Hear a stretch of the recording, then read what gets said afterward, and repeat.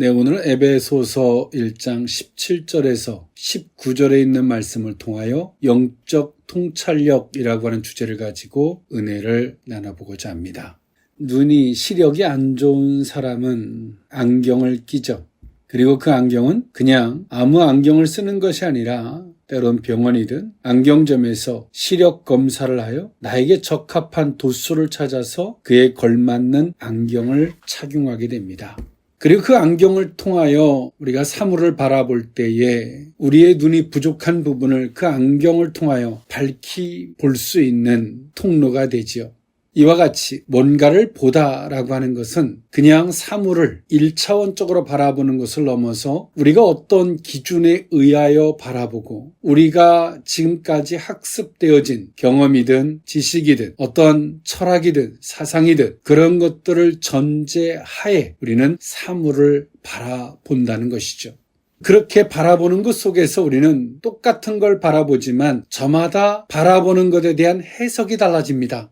똑같은 걸 바라봐도 어떤 사람은 시험에 들지만 어떤 사람은 주님의 은혜를 바라보게 되고 어떤 사람들은 똑같은 걸 바라봐도 고통을 느끼지만 어떤 사람은 똑같은 걸 바라봐도 주의 능력을 경험하게 됩니다. 이와 같이 우리는 무엇을 전제로 하여 우리에게 주어지는 것을 바라보고 있느냐의 중요성일 것입니다. 세상 사람들도 마찬가지죠. 우리는 그들을 개선하기 위하여 수없이 노력하지만 잘 되지 않습니다. 그 이유는 무엇일까요? 그들에게 필터링되고 있는 그들의 삶의 기준 내지는 학습되어지고 경험되어진 그들만의 그 기준이 있기 때문에 그렇습니다. 그 기준이 그들의 안경이 되고 있는 그 전제적 요소가 얼마나 중요한 것인지를 우리는 알 수 있습니다. 우리의 신앙도 마찬가지죠. 우리가 뛰어난 학문을 접하고 학문에 대한 깊은 통찰력을 얻고자 하는 이유가 무엇일까요? 그 학업을 통하여 바라보는 세상이 다르기 때문일 것입니다. 그렇다면 성도는 어떤 안목으로 세상을 바라보아야만이 할까요? 그것은 오늘 성경에서 말하고 있는 것처럼 영적 통찰력입니다. 우리는 영적인 안목을 통하여 세상을 읽어내고 영적인 안목을 통하여 그 세상을 직시할 필요가 있습니다. 그리할 때 오늘 우리에게 주어지는 그 해석은 그 결과물은 놀라울 것입니다. 그 해석과 결과물은 우리에게 생명이 될 것이고 하나님의 능력과 권세를 불러일으킬 수 있는 통로가 될 수 있을 것입니다. 네, 오늘 이 본문이 있는 말씀, 사도 바울이 로마에 1차 투옥되어 있을 때, 즉 AD 61년에서 62년경에 기록되어진 바울 서신입니다. 오늘 사도 바울은 빌립보서, 골로새서, 빌레몬서와 더불어 옥중 서신으로서 이 에베소서를 기록했습니다. 오늘 이 본서는 교회를 설립한 하나님의 목적과 그리스도를 중심으로 하는 유기체적 교회 등에 관해서 교리를 다루고 있는 것이 오늘 이 본문이 있는 말씀입니다. 오늘 에베소서에서 사도 바울은 교회를 중심으로 한 메시지를 전하고 있고요. 다른 서신서하고는 다르게 바울은 오늘 이 에베소서에는 자신의 사적인 이야기를 거의 하지 않고 있습니다. 그러면서도 오늘 바울이 에베소서의 그 중심 키워드는 교회였습니다. 그러면서 오늘 사도 바울은 말하고 있습니다. 우리 성도들이 어떤 안목에서 이 세상을 바라보고 성도들에게 주어지는 삶을 바라보아야 할 것인지를 사도 바울은 그것을 냉철하게 직시할 것을 권하고 있는 것입니다. 오늘 본문 앞부분에서 3위 하나님의 구원 사역에 대해 찬미한 오늘 사도 바울은 이제 자신의 관심을 구원의 수혜자인 성도들에게 돌리고 있습니다. 그리하여 성도들이 하나님께서 주시는 참된 지혜를 통해 구속의 진리를 깨닫고 알며 그 진리가 생활에 적용되기를 사도 바울은 기도하고 있습니다. 사실 성도는 하나님의 존재와 그의 구속의 은혜를 믿음으로 받아들일 뿐 아니라 그것이 진리임을 확신하고 그 터 위에 굳게 설 때 참 생명을 얻을 뿐만 아니라 이 세상을 살아나갈 때 흔들리지 않는 견고한 신앙이 될 수 있는 줄 믿습니다. 성도 각자가 이처럼 영적으로 통찰할 수 있기를 사도 바울은 간구하고 있는 것입니다. 오늘 이 본문에 있는 말씀을 통하여 영적 통찰력 그 의미를 세 가지로 나누어 살펴보고자 합니다. 첫 번째로는 하나님의 섭리입니다. 에베소서 1장 15절에서 17절에 있는 말씀인데요. 이로 말미암아 주 예수 안에서 너희 믿음과 모든 성도를 향한 사랑을 나도 듣고 내가 기도할 때 기억하며 너희로 말미암아 감사하기를 그치지 아니하고 우리 주 예수 그리스도의 하나님 영광의 아버지께서 지혜와 계시의 영을 너희에게 주사 하나님을 알게 하시고 아멘. 오늘 사도 바울은 이 서신서를 기록할 때 1차로서 로마 감옥에 투옥되어 있었을 때였습니다. 오늘 사도 바울은 그가 민족 중심에서 예루살렘에서 복음을 전하기를 원했지만 하나님은 강권적으로 오늘 사도 바울에게 내가 복음을 전할 곳은 내 사명의 위치는 그곳이 아니다라고 말씀하시면서 사도 바울을 강제적으로 로마로 이끌어내셨습니다. 그리고 사도 바울은 로마에서 복음을 전했죠. 그리고 그는 사역의 중심에서 감옥에 투옥되었습니다.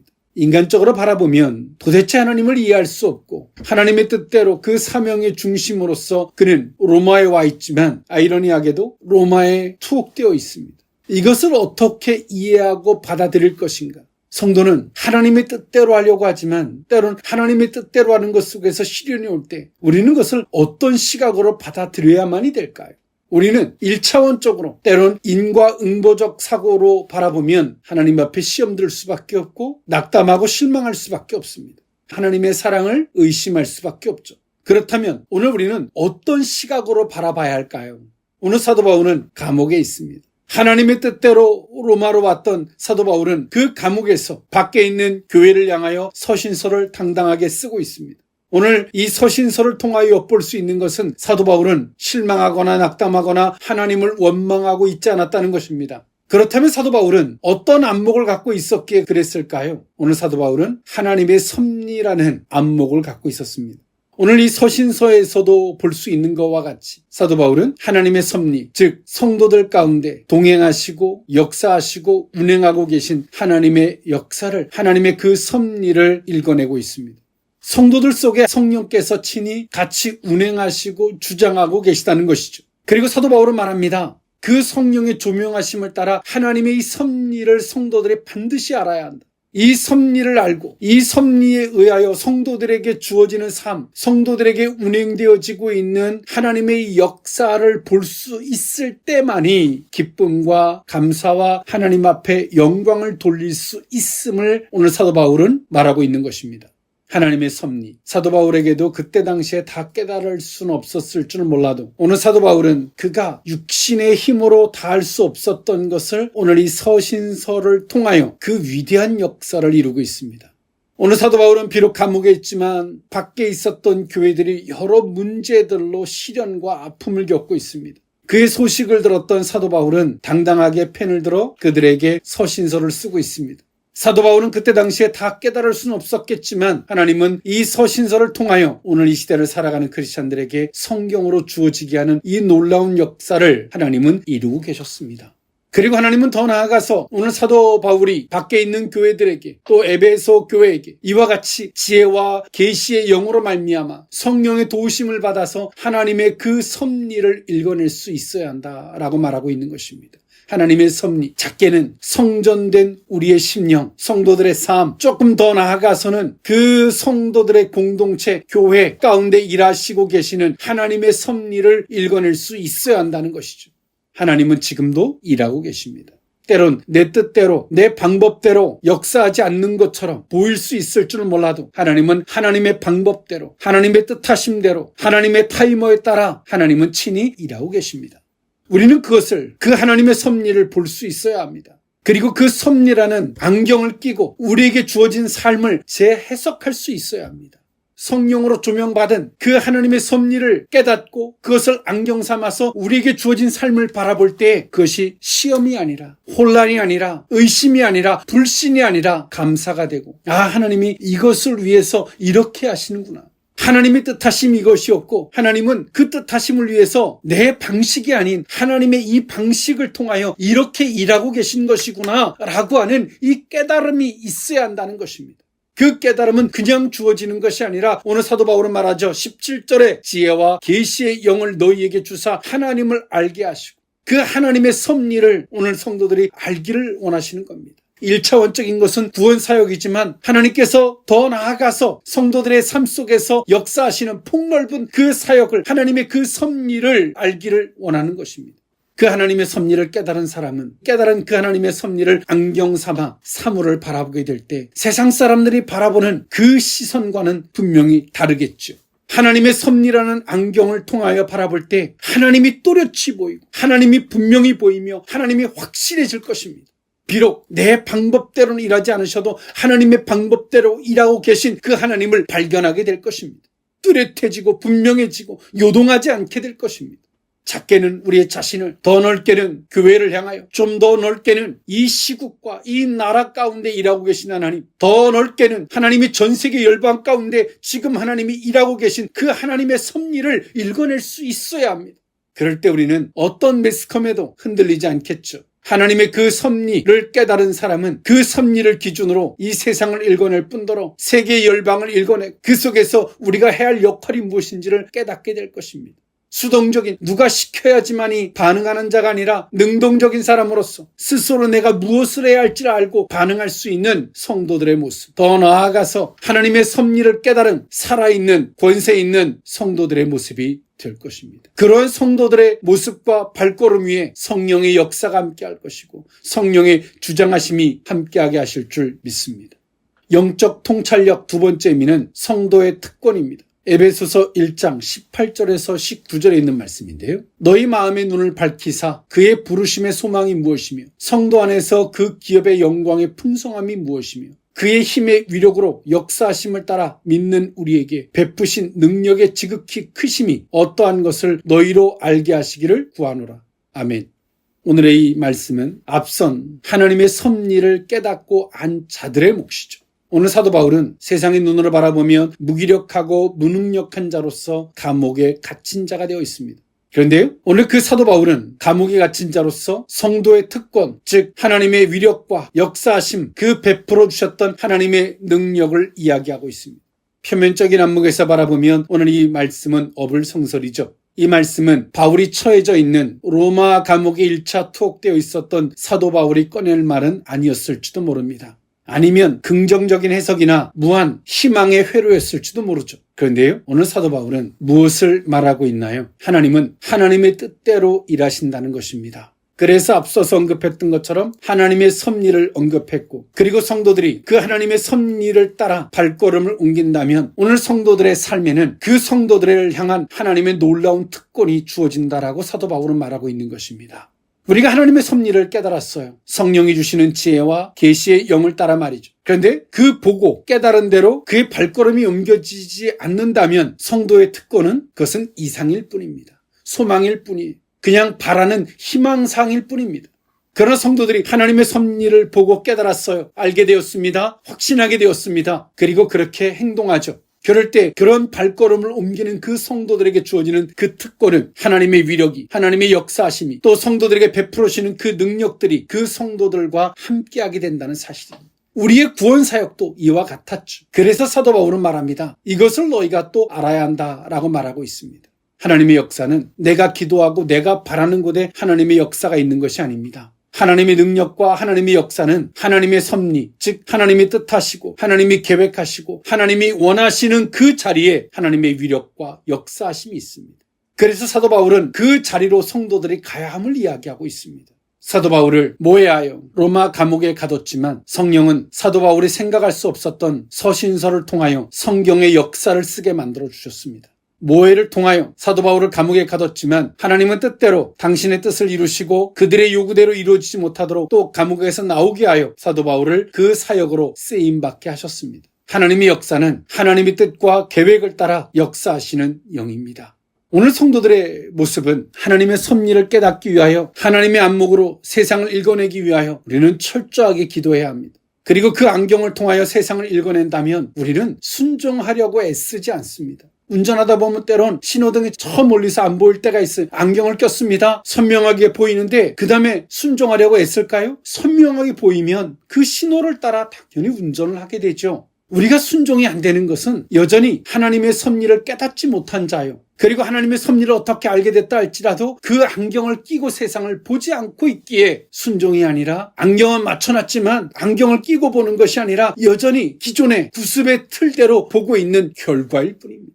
하나님의 섭리를 깨닫고 그리고 그 뜻대로 가는 발걸음 위에는 하나님의 위력과 그 역사심과 능력이 있음을 사도 바울은 힘주어 말하고 있습니다.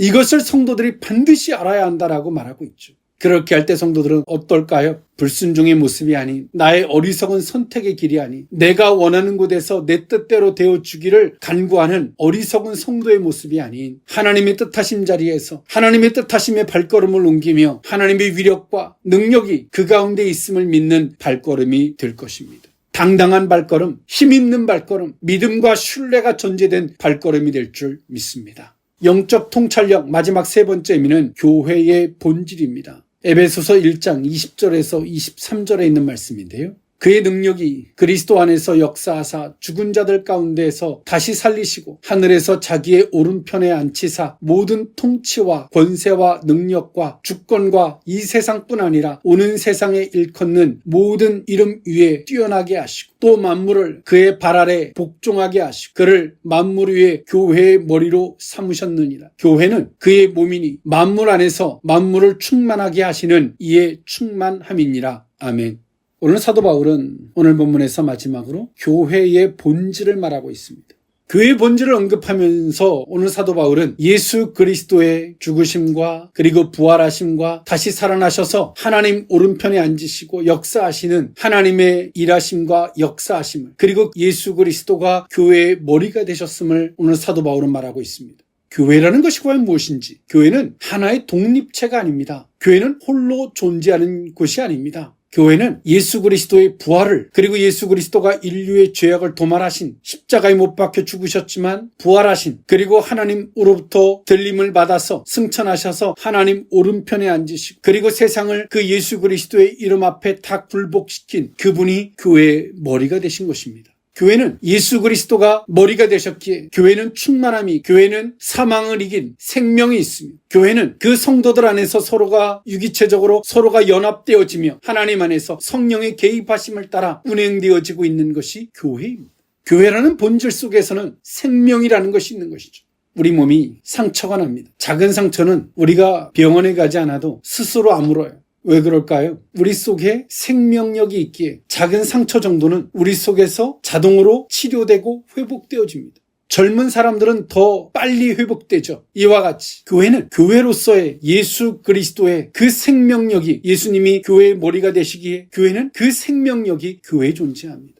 우리는 머리 대신 예수 그리스도 앞에서 성도들이 서로 연합하고 예수를 기준으로, 예수를 중심으로 한 성도들의 연합, 성도들의 삶을 살아갈 때 교회는 예수 그리스도의 충만함과 그 생명력이 있어서 교회가 교회로서 유지되어지는 것입니다. 요즘에 덥습니다. 많은 사람들이 피서를 갑니다. 바다와 산으로 말이죠. 바다에 많은 사람들이 몸을 담그고 때론 해변이 오염되고 더럽혀지지만 바다가 유지될 수 있는 원동력이 무엇입니까? 그 바다의 본질을 갖고 있기 때문에 바다가 유지되어지는 것입니다. 때론 밀물의 더러운 물도 막 바다로 흘러가지만 바다가 유지되어져요. 지구의 자전 속에서 바다가 파도를 치고 염분이 있어서 바다라는 그 본질이 유지되어짐 속에서 바다는 오염이 되지만 스스로 복원하면서 유지가 되어져요. 교회는 이런 것입니다. 그러나 교회가 예수를 기준으로 두지 아니하고 예수를 중심으로 두지 아니하고 교회가 사람이 머리가 되려고 그러고 사람이 열심으로 사람의 인간적인 방법이 도모되어지는 교회가 된다면 교회는 무엇을 잃어버릴까요? 교회는 생명력을 잃어버립니다.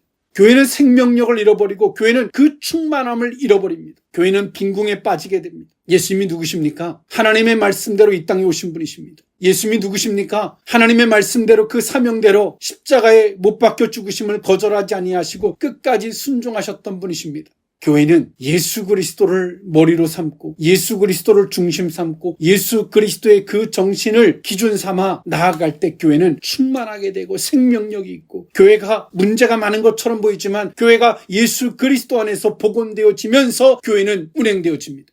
그런데요, 교회가 하나님의 뜻도 관심이 없고 교회가 하나님의 뜻이 이거라 그러는데도 순종하지 아니하고 교회가 하나님이 원하는 그 계획과 하나님이 원하시는 그 방향대로 가지 아니하고 내가 원하는 방향, 내가 원하는 틀, 하나님의 섭리도 알고 싶지 않아요. 오직 그냥 교회라는 기능 안에서 서로가 즐겁고 희락을 누리고 싶어요. 그것은 머리 대신 예수 그리스도를 중심 삼고 예수 그리스도를 기준 삼지 아니한 교회는 아무리 그런 마음을 갖는다 할지라도 그 교회는 충만해지는 것이 아니라 빈궁해지고, 그러한 교회는 생명력을 잃어 작은 아픔에도 몸부림치고 쓰라려하며 고통에 겨워할 수밖에 없습니다. 이것이 교회입니다. 오늘 이 세 가지의 말씀은 우리에게 다 어느 하나 띄어져 있는 것이 아니라 다 연결되어 있는 것이죠. 성도는 반드시 하나님의 섭리를 알아야 되고, 그리고 그 하나님의 섭리를 따라 나아가고자 할 때 그것이 곧 머리 대신 예수님이 걸어가셨던 그리스도의 길이겠죠. 그 안에서 성도들의 특권, 하나님의 위력과 능력이 주어지고, 그 속에서 비록 우리가 지지고 볶고 부족함이 있다 할지라도 자생할 수 있는 그 원동력, 예수 그리스도 안에서 그 생명력과 충만함이 성도들과 함께하게 되는 것입니다.